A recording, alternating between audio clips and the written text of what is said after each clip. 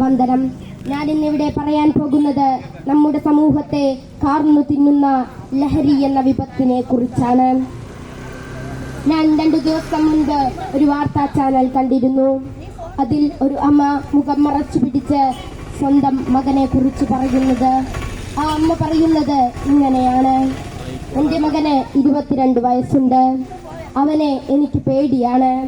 അവൻ എൻ്റെ കുടുംബം ഇല്ലാതാക്കും. അവൻ അവൻ്റെ അനിയത്തിയുടെ ജീവിതം നശിപ്പിക്കും. ആ അമ്മയോട് കാരണം തിരക്കിയപ്പോൾ 8ാം ക്ലാസ് മുതൽ തുടങ്ങിയതാണ് ലഹരി ഉപയോഗിക്കാൻ. അതെ, അവൻ നമ്മുടെ അതേ പ്രായത്തിൽ ലഹരി ഉപയോഗിച്ചു തുടങ്ങിയിരിക്കുന്നു. ഇതിനു കാരണക്കാർ ആരാണ്? അവൻ്റെ അമ്മയോ, അവനെ പഠിപ്പിച്ച വിദ്യാലയമോ, അവൻ്റെ കൂട്ടുകാരോ, അതോ അവൻ കഴിച്ച മിഠായികളോ? ഇതെല്ലാം എൻ്റെ മനസ്സിൽ ഒരു ചോദ്യചിഹ്നമായി. ആരാണ് ഇതിന് ഉത്തരവാദി? അത് നമ്മുടെ സമൂഹം തന്നെയാണ്. ഒരു നാടിൻ്റെ ഭാവി നിശ്ചയിക്കുന്നത് ആ നാട്ടിലെ പുതുതലമുറയാണ്.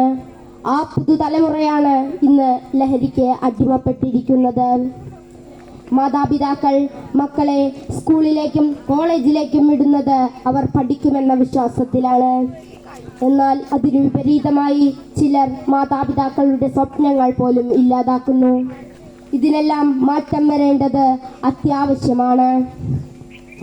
ലഹരി തന്നെ 2 വിധത്തിലുണ്ട്: നല്ല ലഹരിയും ചീത്ത ലഹരിയും. ജീവിതം ഒരു നല്ല ലഹരിയാണ്.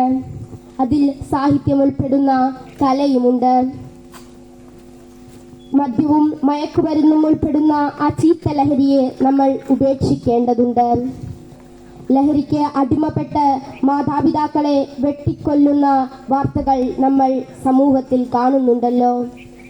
കുടുംബ വഴക്ക്, കൂട്ടുകെട്ട്, മറ്റുള്ളവരോടുള്ള വാശി, പഠനത്തോടുള്ള പേടി, ഇതൊക്കെയാവാം കുട്ടികളെ ലഹരി ഉപയോഗിക്കാൻ പ്രേരിപ്പിക്കുന്നത്. ലഹരി എന്ന് കേൾക്കുമ്പോൾ നമ്മൾ ആദ്യം ചിന്തിക്കുന്നത് ആൺകുട്ടികളെ കുറിച്ചാണ്. എന്നാൽ ഇന്ന് ആൺകുട്ടികളും പെൺകുട്ടികളും ഒരുപോലെ സുരക്ഷിതരല്ല എന്ന് നാം ചിന്തിക്കേണ്ടതുണ്ട്. പെൺകുട്ടികളും ഇന്ന് ലഹരിക്ക് അടിമപ്പെട്ടു വരികയാണ്. മദ്യവും മയക്കുമരുന്നും ഉപയോഗിച്ച് വണ്ടിയോടിക്കുമ്പോൾ എതിരെ വരുന്ന വാഹനത്തിലെ ആളുടെ ജീവനും നമ്മൾ കാരണം ഇല്ലാതാകുന്നു. മയക്കുമരുന്നുകൾ തലയ്ക്ക് പിടിക്കുന്നത് യുവത്വത്തിനാണ്. സ്കൂൾ കോളേജ് വിദ്യാർത്ഥികൾക്കിടയിലാണ് ലഹരി മരുന്നുപയോഗം വർദ്ധിച്ചിരിക്കുന്നത്.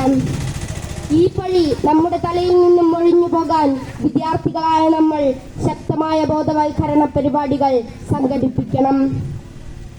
അതുപയോഗിക്കുന്നവരെ കണ്ടെത്തി പിന്തിരിപ്പിക്കണം. ഇതിന്റെ ഉപയോഗം കൊണ്ട് മാരകമായ എയ്ഡ്സ്, ഹെപ്പറ്റൈറ്റിസ് എന്നിവ പിടിപെട്ട് സ്വയം കുഴി തോണ്ടുന്നു. മാത്രമല്ല, ഒരു ലഹരി അടിമ എന്ന പേരിലുള്ള അപമതിപ്പ് സമൂഹത്തിൽ നിന്നും ഏറ്റുവാങ്ങി സമൂഹത്തിൽ നിന്നും ഒഴിഞ്ഞു മാറി ജീവിക്കേണ്ടി വരും. സാമ്പത്തിക അടിത്തറ തകരും.